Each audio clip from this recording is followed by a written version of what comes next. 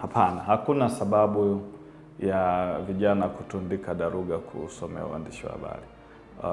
Na kama kuna mzazi mlezi, ningeshauri kwamba mpatie mtoto, kijana wako kitu ambacho anachokitaka. Uandishi wa habari hauwezi kufa kwa sababu ya mabadiliko ya teknolojia. Teknolojia tu ni dhana ya kufanikisha uandishi wa habari uendelee kuwepo.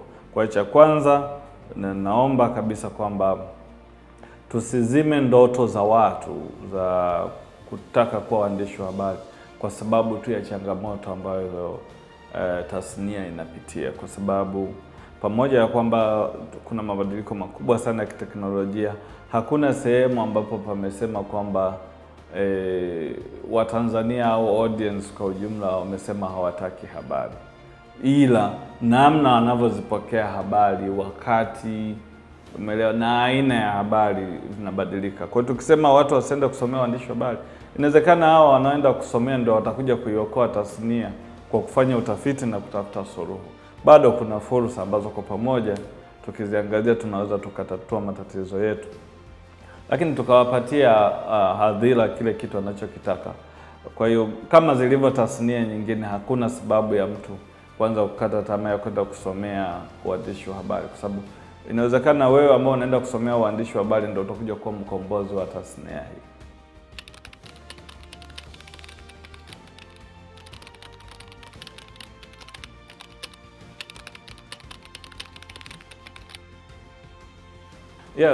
Kuna mambo mengi tunafanya. Cha kwanza, tunafanya utafiti hasa wa dhana hizi za kidijitali zinazoibukia, teknolojia na mbinu ambazo zinaweza zikasaidia tasnia ya habari, lakini na mawasiliano kwa ujumla kuweza kusonga mbele. Kwa hiyo huwa tuna test au review, tunapitia hizi tools, lakini tunajaribu kufikiri mbinu ambazo zinaweza zikasaidia uandishi wa habari uendelee kudumu, hasa kipindi hiki ambacho kuna mabadiliko makubwa sana ya kiteknolojia. Kwa hiyo tukiwa tumeshapata yale majibu, huwa yanatusaidia sasa katika kutoa ushauri, lakini yanatusaidia katika kuandaa aina ya mafunzo yanayoweza kujibu kiu ya hali ya soko. Kwa hiyo kwenye mafunzo ambayo miongoni mwa mafunzo tunayotoa ni matumizi ya data kwenye uandishi wa habari, matumizi ya data kwenye mawasiliano. Lakini tunasaidia watu kuweza kubaini habari za uzushi na namna ambapo wanaweza kukabiliana nazo, lakini uwasilishaji wa habari kama narrative storytelling kwa masimulizi. Kwa hivi vyote na kozi nyingine ambazo tunaofa kama uandishi wa habari za fedha na uchumi na other specializations, nafanya uandishi wa habari angalau waendelee kupambana sokoni.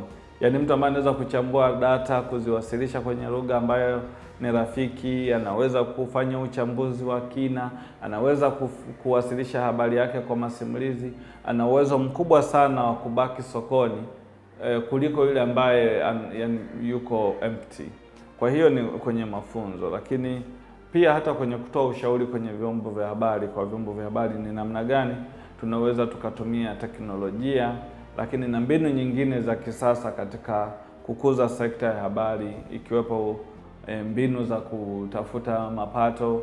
Kwa hivi vyote ukiviangalia kwa pamoja vinaenda kuisaidia tasnia ya habari, hasa hawa vijana kuendelea kusurvive hapa.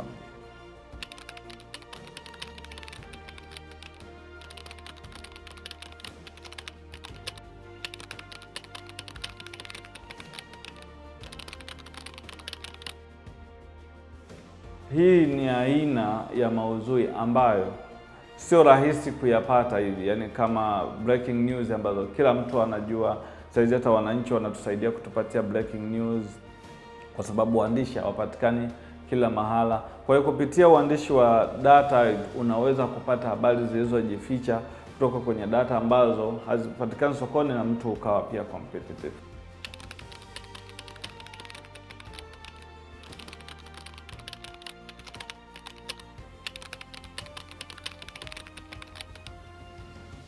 Kuna sababu mbalimbali. Kwanza, kuna dhana kwamba uandishi wa habari za data ni mgumu sana. Kwa nini? Kwa sababu unahusisha hesabu na sio watu wengi. Misingi yetu ya hesabu, unajua watu walikuwa wakikosa hesabu wanachapwa au mfumo wa walimu. Kwa hiyo baadhi ya watu wakishasikia tu habari za data, waandishi wa habari wanapita kushoto. Lakini ninakuhakikisha kwamba wale ambao wamedumu nao, wameendelea kufanya mazoezi, wanajifunza wazuri sana, na kwa bahati mbaya wengine hata wametoka kwenye tasnia, wamepata fursa kwenye tasnia za benki, huko kwenye mashirika, wakifanya shughuli ambazo ni nje ya uandishi wa habari. Kwa hiyo kuna fursa. Issue ya kwanza ni nidhamu. Ya pili, baadhi ya viongozi wa vyombo vya habari, kwa sababu hawana uelewa mkubwa wa umuhimu wa habari za data, hata mwandishi akitoka kwenye mafunzo akaenda kupeleka huo uandishi wa habari za data, jamaa amepeleka kule upuzi wako bwana, hebu hapa nenda karekodi video na nini, kwa sababu uandishi wa habari za data pia unachukua muda, akili, umenielewa, na hata rasilimali fedha, kwa sababu kuna wakati unatakiwa usafiri hadi uende kwenye yale maeneo. Kwa hiyo viongozi wakiona hii bwana, hii itatuchelewesha, sababu wengine wao wanaangalia idadi ya output tu bila kuangalia ile quality. Hivyo, kwa hiyo hiyo ni moja ya vitu ambavyo vinakomea. Lakini pia hata hadhira, najua pia ilikuwa inasababishwa na waandishi wa habari kuto kuziwasilisha data katika lugha au na namna ambayo ina engage audience. Kwa hiyo pia hadhira haikuwa inapenda sana hizo habari za data. Lakini utafiti ambao tumefanya Nukta Africa kwa hii miaka 8 na zaidi ambayo tumekuwa support, tumegundua kwamba ukiwasilisha vizuri hizo habari za data kwenye masimulizi, lakini picha, michoro, infographics, animation, watu wana engage nazo. Tuna ushahidi ambazo habari ambazo ni za data pure, zimechambuliwa, lakini zina sauti ya sources, zimetazama na watu zaidi ya 50,000, zimetazama na watu wengi kuliko hata hizo habari za kawaida.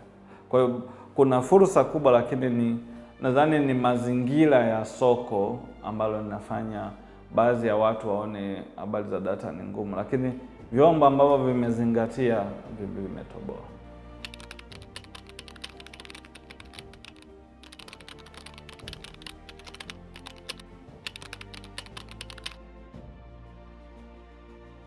Mimi na kampuni kwa ujumla na wote tunaamini kwamba teknolojia ipo kwa ajili ya kuboresha maisha ya watu, ila kwa kuwa tulikuwa tumezoea kufanya mambo kwa namna fulani, teknolojia ikija ina challenge ile namna kwa kuiongezea ufanisi. Sasa pale wale watu ambao walikuwa hawajiongezi, unajua kuna wale watu ambao wakipambana, yani hawataki kwenda mbele, yani sasa hao ndio mmoja wa watu ambao wanawaza hii ni hatari sana. Lakini ukiangalia AI na mazuri mengi sana kama itatumika kimaadili, kwa sababu inaenda kuboresha ufanisi kwenye mfumo mzima wa uzalishaji, uchakataji, usambazaji wa habari. Kwa hiyo utaona kupitia AI saizi ni rahisi kukusanya baadhi ya taarifa, kama kufanya translation, kubadilisha lugha, kutafsiri kutoka kwenye Kifaransa kuja Kiswahili. Zamani hii ilikuwa ni mtihani kweli kweli kabla ya ujio wa teknolojia. Kwa hiyo imepunguza pia stress kwa vyombo vya habari, hasa hivi vidogo ambavyo haviwezi kuajiri watu wengi kufanya. Tumeona AI inaweza kuzalisha picha zinazoelezea jambo ambalo by any means alitakiwa graphic designer afanye ile illustrations, akatumia hata zaidi ya siku 2 kufanya hiyo kazi, ikafanywa ndani ya dakika 10. Sidhani kama kuna mtu anachukia hivyo. Changamoto tu ni ambayo imekuja ni kwamba AI imekuja imeondoa sasa baadhi ya fursa za kazi za baadhi ya watu ambao walikuwa relax, lakini zilikuwepo. Lakini sio mara ya kwanza, kwa sababu kama unakumbuka hata wakati ATM zinakuja kwenye sekta ya benki, kuna watu walikosa kazi, wale makarani, si ndio? Yaani madirisha yamebaki machache sana. Zilipokuja simu, umeona imepunguza pia fursa. Watu walisema wapiga picha wataondoka. Wapiga picha ambao ni bora sana bado wamebaki sokoni, licha ya kwamba smartphones zimekuja na wao wanatumia hizo smartphone. Kwa hiyo kuna hofu kwenye soko, na ni kweli baadhi ya nafasi za kazi zimeondolewa na AI.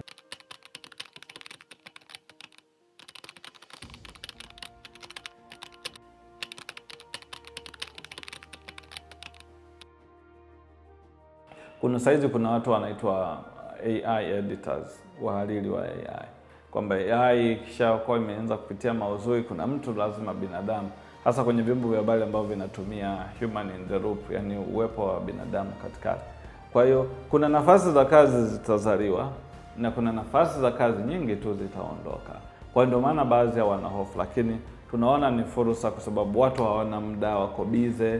AI inaweza kusummarize, kama unaweza kuona pale kwenye nukta ya AI, mtu anaweza kambia nipe habari kubwa za siku ya leo na nielezee zinamaanisha nini kwa mjibu wa shughuli zangu, haraka ikamfanyia hivyo, ili atumie ule muda haraka kupata ile taarifa, akaendelea kufanya shughuli nyingine za kiuzalishaji. Kwa hiyo tunaona kuna fursa kubwa siku zijazo, lakini pia si wenyewe tunaweza tukaendelea kutafuta namna ambayo tunaweza tukaendelea kuwa relevant licha ya kwamba AI imekuja, kwa sababu kwa hali ya soko hata la Tanzania bado AI haiwezi kwenda na Manyere kwenda kutafuta habari, au sio? Bado kuna waandishi wa habari wana fursa ya kwenda vijijini kutafuta habari, wakazikusanya, alafu AI ikasaidia sasa kuandika baada ya kuipa prompt na kuhariri. Kwa kuna fursa kwenye kukusanya, kufikiria mawazo ambayo yanaendana na hali yetu, kwa sababu sio mawazo yote, yani AI imefundishwa kwa data, lakini sio data zote ambazo tunazifahamu.